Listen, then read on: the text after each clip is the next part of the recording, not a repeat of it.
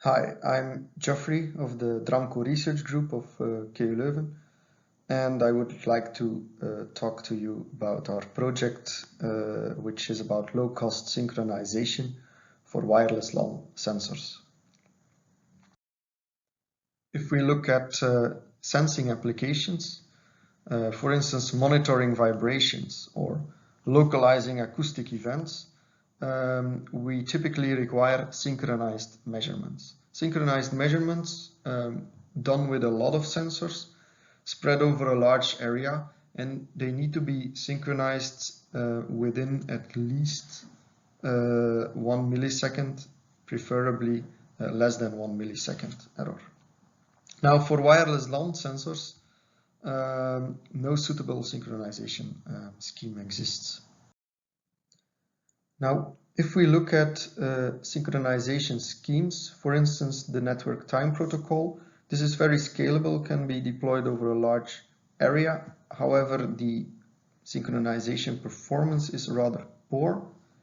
We can get synchronization errors of up to a few hundred milliseconds, which is not acceptable for our applications. WizSync is much more accurate.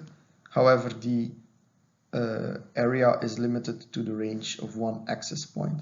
And the same holds for RBIS, which is the reference broadcast infrastructure synchronization scheme.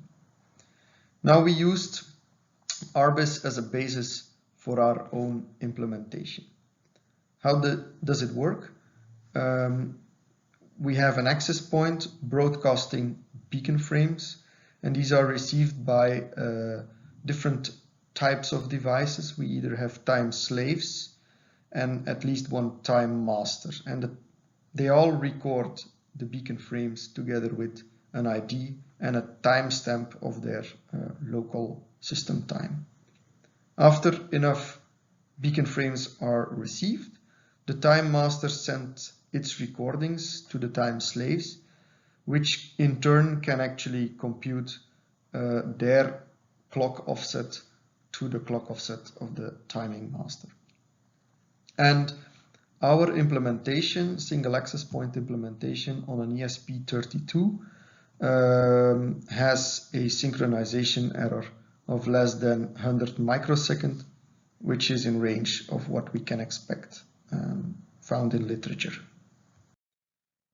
Now what we did then is extend upon this system, so RBIS also works over a larger area, a larger wireless LAN that is served by multiple access points.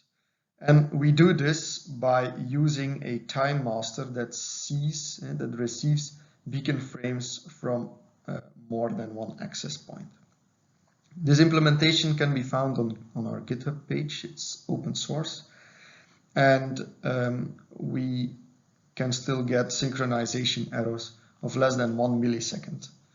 However, the synchronization error is cumulative. This can be seen from the graph here. So the blue graph is the synchronization error between, or the clock offset between time master 2 and time master 1, while the red one is the offset between time master 3 and time master 1, which is significantly higher. So this also limits the effective range of the scheme of our current implementation, and shows that more work is definitely needed to keep this error as low as possible.